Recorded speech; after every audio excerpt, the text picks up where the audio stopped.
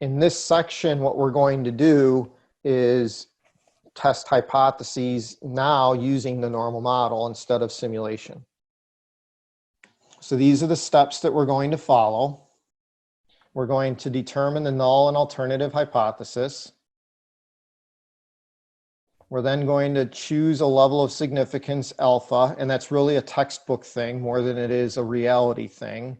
We're going to give you a level of significance in the problems, and then if the p is less than the level of significance, you'll reject. If it's not, you won't reject.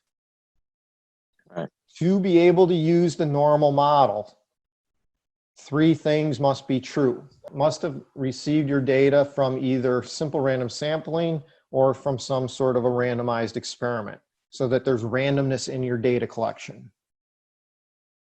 The second requirement, n times p times 1 minus p, has to be at least 10. Remember, that was our normality condition for the sampling distribution of p hat to be approximately normal. And then the third is that your sample size can be no more than 5% of your population size. Remember, that was an independence requirement. If those 3 conditions are satisfied, we can then use the normal model to obtain a p-value. In our class, we're not going to be computing p-values by hand. Instead, we will be relying on StatCrunch. So we're going to use StatCrunch in our class to approximate the p-value. And then if the p is low, the null must go is your 4th step. And then your 5th step is simply to state your conclusion. So we're literally going to redo this problem, but this time use the normal model. So we already know that this is a scenario where 43% of adult Americans believe a person's rich because the individual had advantages in life. We want to know if observing 23 or fewer Republicans suggests that a lower proportion of Republicans believe a person is rich because they had advantages in life. My plan here is to do this first by literally building out the normal model and computing the p-value, and then ultimately simply relying on StatCrunch to get the p-value. But I want to do this longhand first so that you can see what StatCrunch is doing in the background. In terms of our steps, we already have step 1 written here, which is to determine the null and the alternative hypothesis. Step 2 is, we'll just say, let's use an alpha is 0.05 level of significance. And again, I'm going to emphasize this second step is totally and exclusively a textbook step so that everybody comes to the same conclusion about rejecting versus not rejecting.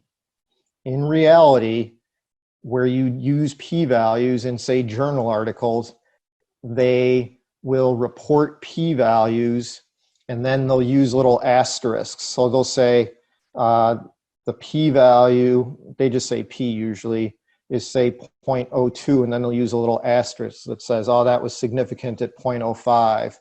Or they'll say, oh, we got a p-value of 0.003, and they might use 2 asterisks saying that was significant at 0.005, stuff like that.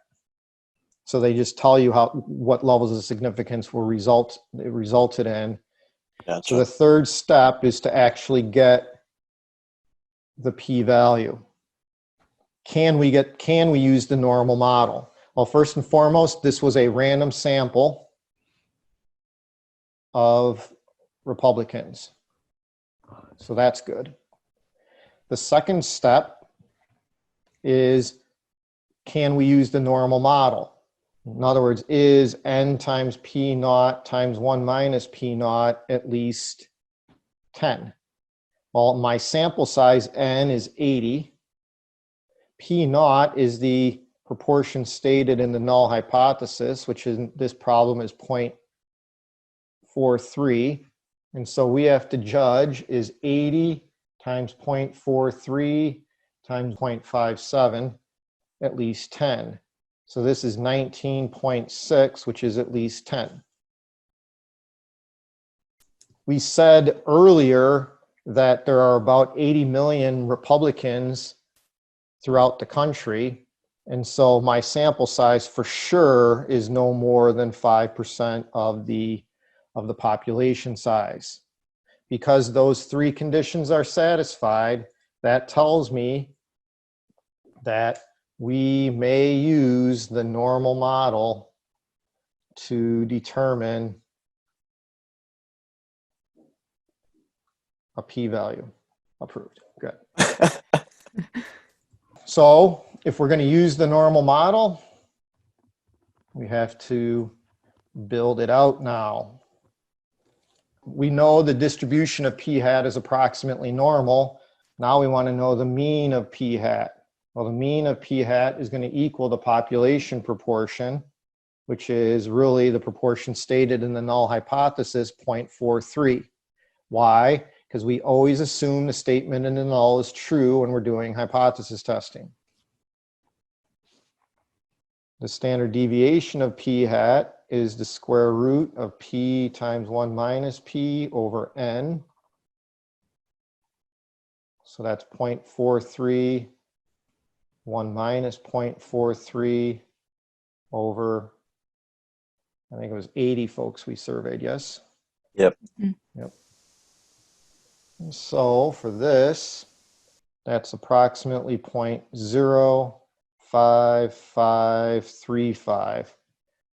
Use at least 3 decimal places when you're doing this. I'm just going out to 5 just for fun. So this is what we know about our sampling distribution of p hat under the assumption the statement in the null is true. There's my distribution of p hat. Here's my mean of 0.43. Recall our sample proportion, I think, is 23 out of 80, yes? Because we had 23, Yep. we actually observed 23. So my sample proportion is 0.2875. So that's pretty far away, because let's just make this 0.05 or 0.06, say. That means this is about 0.37-ish, another 0.06. So 0.2875 is way over here, I would say. Remember what a p-value measures.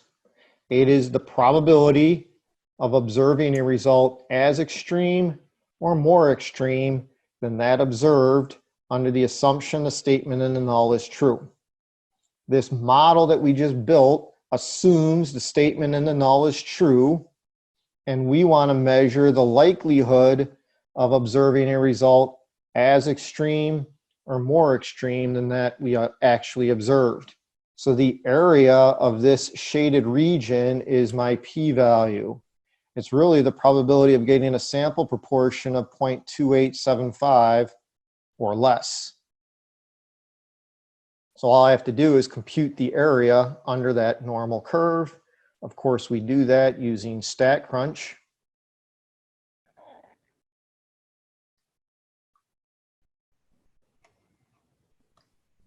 So I go stat, calculators, normal. Our mean was 0.43. Our standard deviation was 0.05535. And we want to know the probability of getting a sample proportion of 0.2875 or less than or equal to.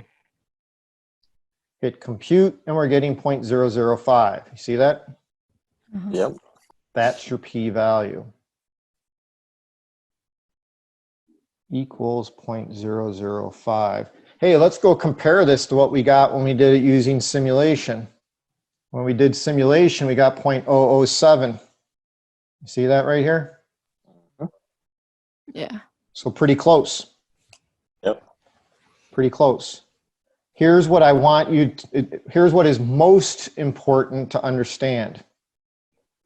The graphic that you're looking at on the screen pretends that we went out and surveyed 80 Republicans 5,002 different times, and then it looked at how often did I observe 23 or fewer saying, I believe a person is rich because they had advantages in life. We literally pretended like we went out and did the survey. Whereas the normal model is an idealized description of what the distribution of outcomes would look like if we did this over and over and over again.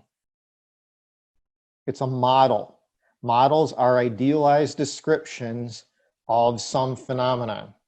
In this case, it's an idealized description of the outcomes of this survey if I did this over and over and over again.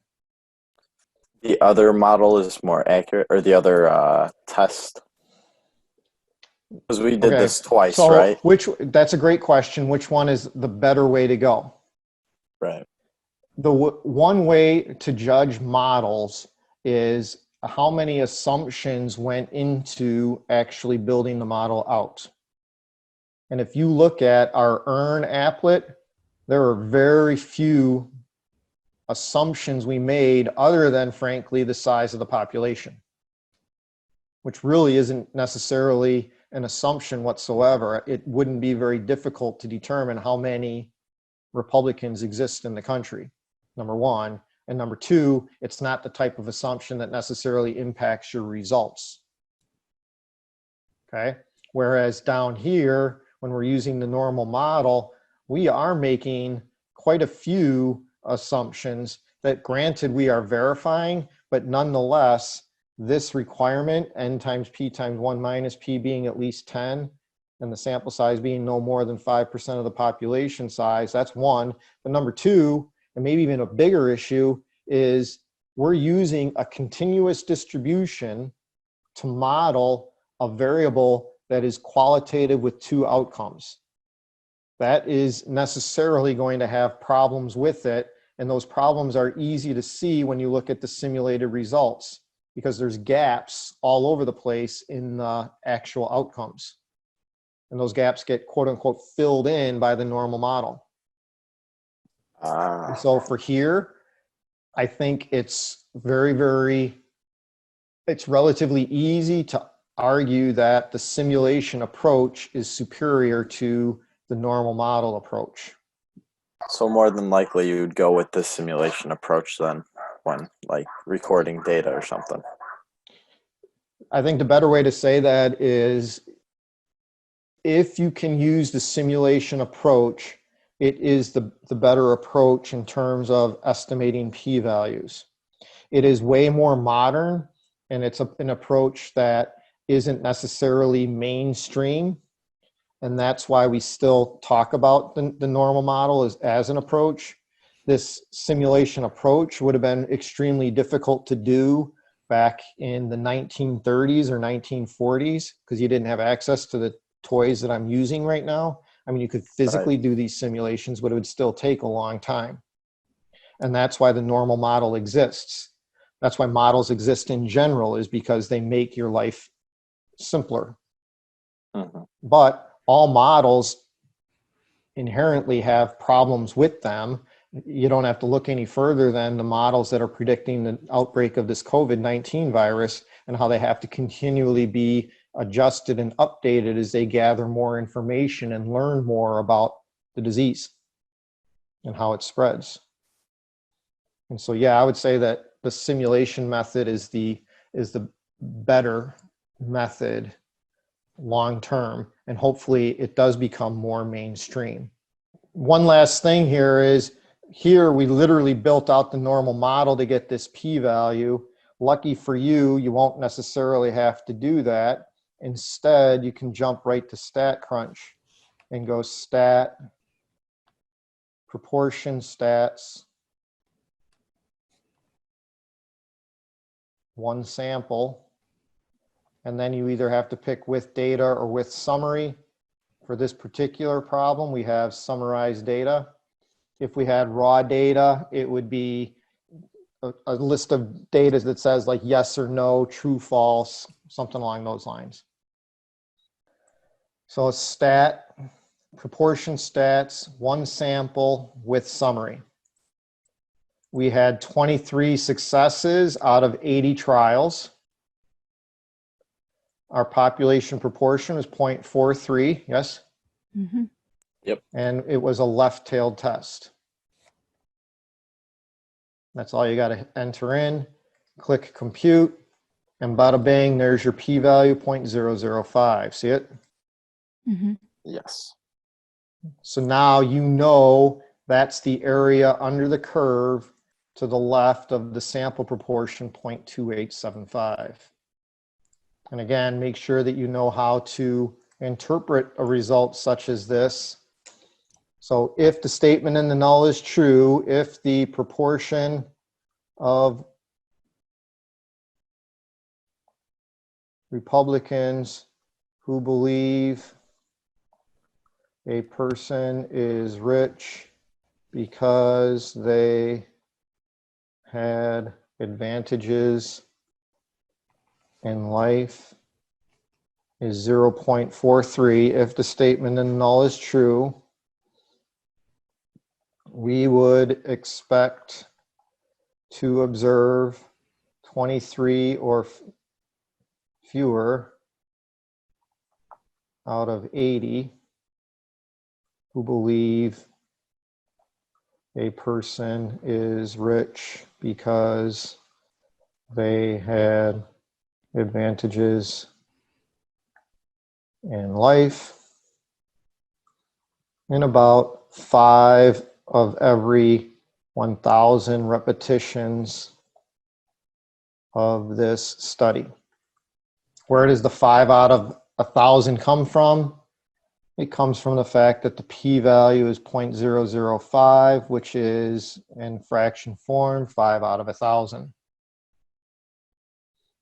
So that's the interpretation of the p-value. That p-value is very, very low. And because the p-value is low, the null must go, and we would reject the statement in the null and say something like, there is sufficient evidence to conclude the proportion of Republicans who believe a person is rich because they had advantages in life is less than 0.43, which is that of the general population.